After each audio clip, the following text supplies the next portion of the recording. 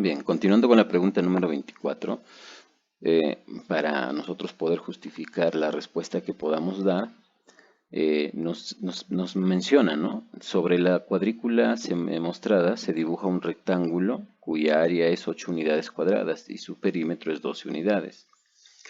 Luego se observa esta situación, ¿no? Y lo que menciona Gloria, una persona, acerca de esta figura. Dice, si el área de esta figura aumenta, entonces su perímetro siempre aumenta. Y acá nos están pidiendo si estamos de acuerdo con Gloria, marcar si es que estamos o no de acuerdo y tenemos que justificar la respuesta que tengamos, ¿no? Si decimos sí, una justificación. Si decimos no, una justificación. Y aquí la palabra clave para nosotros poder justificar es esta palabrita, siempre dice que aumenta. O sea, si el área aumenta, el perímetro siempre aumenta. Quiere decir que si nosotros encontramos una contradicción o encontramos un ejemplo o un contraejemplo se llama, pues vamos a decir que no. Con uno basta, con uno es suficiente para nosotros poder justificar y marcar el no. Pero si no logramos encontrarlo en cuestión de un tiempo prudencial, pues lo marco el sí y doy un ejemplo también, ¿no? Entonces, aquí, como menciono, la palabra siempre es la clave. Nosotros en la figura podemos analizar de que hay 4 unidades de largo que tiene esta figura rectangular, dos unidades de ancho, y bueno, su área pues ya nos menciona, ¿no? Su área sería 4 por 2, el producto de estas dos dimensiones. Entonces el área sería 8 unidades cuadradas. Adicional a esto, también nos habla de su perímetro, que vale 12 unidades, y eso lo podemos contar también, ¿no? Sumando. Acá hay 4 unidades, acá hay 2 unidades, sería 6. Su perímetro es la suma de todas las longitudes de su contorno. Acá sería 4 unidades, más 2 unidades, 6 unidades. Aquí serían 4 unidades más, serían 10. Y aquí 2 unidades más serían 12. Nosotros vamos a contraponer un ejemplo. Con uno es suficiente. Aquí el área es 8 unidades cuadradas. Yo voy a dibujar uno de 9 unidades cuadradas, o sea, 3 unidades de ancho y largo. O sea, voy a formar un cuadrado. Acá no nos especifican que sea un rectángulo nuevamente, puede ser un cuadrado. Entonces, 3 unidades y 3 unidades. Entonces, ¿cuál sería su área? Le voy a colocar área 1 para diferenciar del área de arriba. Entonces, el área nueva, esta área sería 3 unidades por 3 unidades, que esto equivale a 9 unidades cuadradas. O sea, está aumentando su área, porque el área anterior es 8 unidades. Acá lo estoy aumentando su área. Ahora, vamos a analizar el perímetro aquí. Aunque el perímetro ya lo analizamos, ¿no? De cuánto es su medida. El perímetro, aparte tenemos como dato, el perímetro sería la suma de 4 unidades más 2 unidades más 4 unidades más 2 unidades. Sería 12 unidades. Y con este ejemplo vamos a contar a ver cuánto será nuestro perímetro. Entonces, el perímetro de esta figura, donde su área ha aumentado, entonces vamos a ver cuánto sería el perímetro. El perímetro sería 3 unidades, más 3 unidades sería 6 unidades. Más 3 unidades que hay aquí, y aquí 3 unidades más, significa que hay 6 unidades más. Por lo tanto, el perímetro de esta figura que acabo de colocar como ejemplo serían 12 unidades. Y según lo que menciona Gloria, si el área aumenta,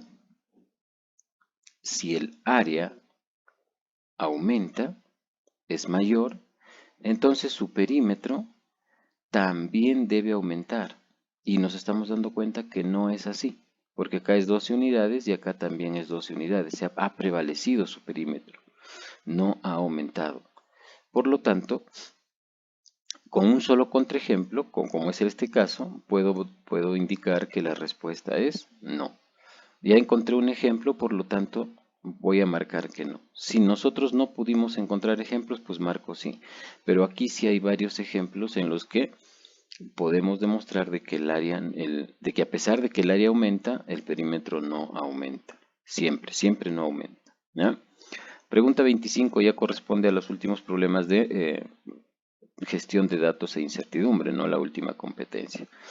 Nos dan una tablita, un gráfico, perdón, en donde nos piden, según la información del gráfico, cuáles fueron los meses en los que se atendió a la misma cantidad de pacientes, ¿no? Este gráfico muestra los meses de enero, febrero, marzo y abril y la cantidad de pacientes que se han atendido a lo largo de cada uno de los meses. Pues para esto voy a tener que contar y sumar, ¿no? De cantidad, de las dos cantidades que nos mencionan las barras de cada uno de los meses. Aquí tengo 50 y acá tengo 70, uno se puede dar cuenta fácilmente, entonces la suma de los dos sería 120.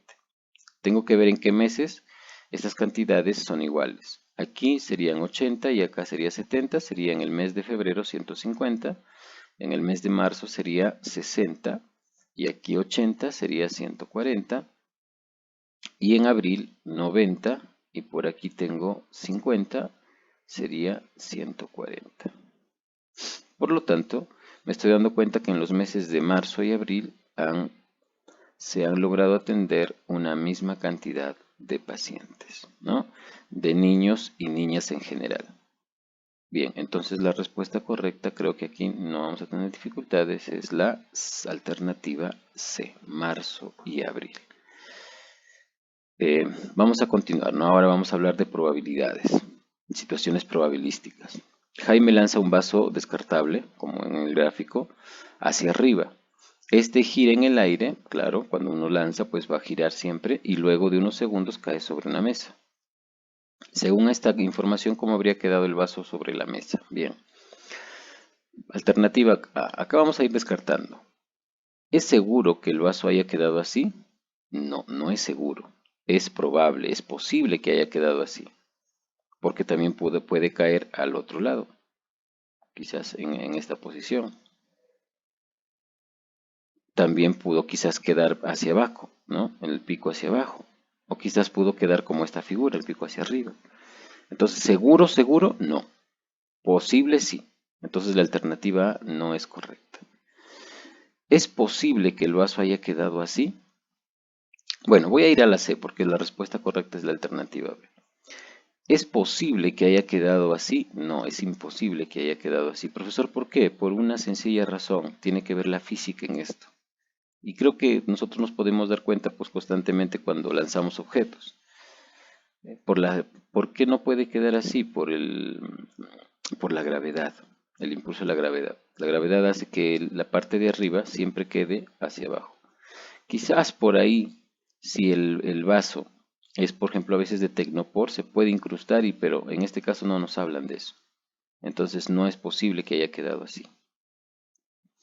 En la alternativa D, es imposible que el vaso haya quedado así. Ya les mencioné que sí era posible, ¿no? Que el vaso al lanzarlo puede caer así, puede caer para el otro lado, puede caer con el pico hacia arriba o puede caer con el pico hacia abajo, es posible.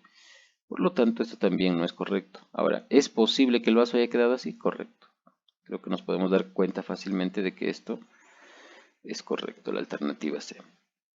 En la pregunta 27 nos muestra la tabla sobre los países, 4 países, Canadá, España, México y Japón, y la cantidad de turistas que van a cada uno de esos países, ¿no? Entonces, de acuerdo a esta tabla, vamos a ver qué gráfico es el adecuado. También podremos ir descartando, ¿no? Por ejemplo, en la alternativa A nos hablan de España, que es la más pequeña en cantidad. Según lo que veo, el país de España es la más pequeña en cantidad y me doy cuenta que no. La más pequeña en cantidad es el país de México. Por lo tanto, por esto digo que no. La alternativa A no es correcta. Aquí puedo ver que Canadá es el más grande, correcto. España es el que le sigue en tamaño, en cantidad, perdón.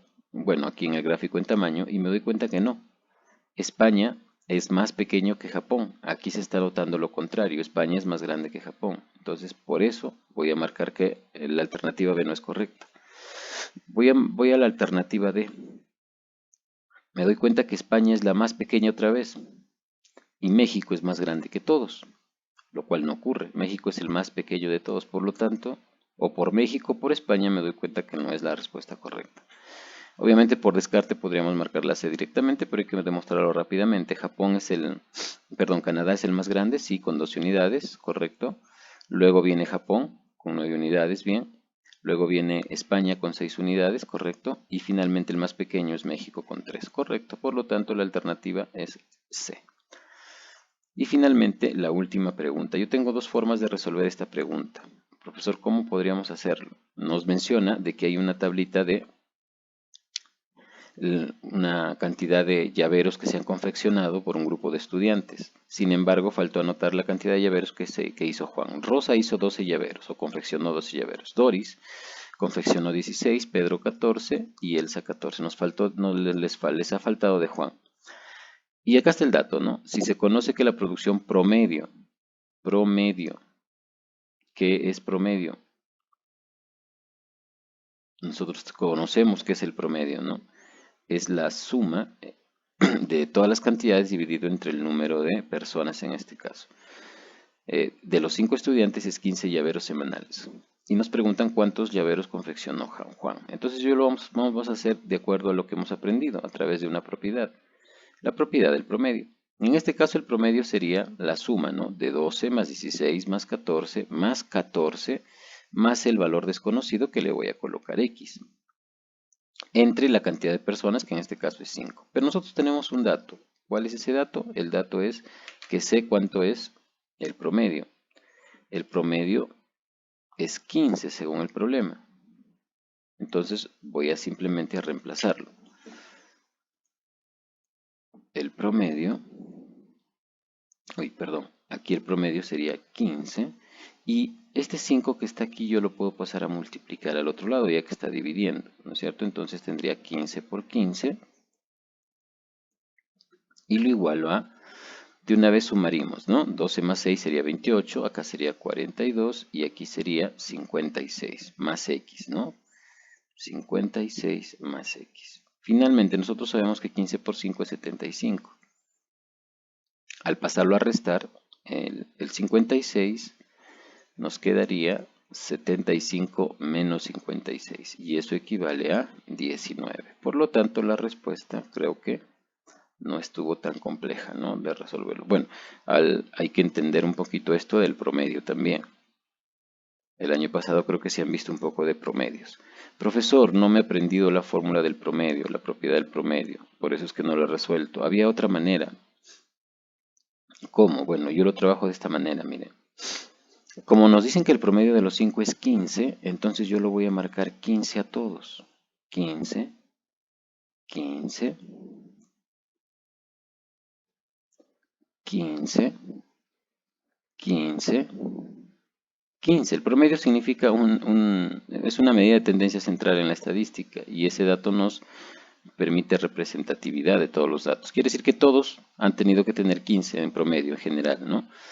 Entonces, voy a analizar cuánto voy a agregarle y cuánto le voy a disminuir de acuerdo a los datos que tengo. Por ejemplo, 12.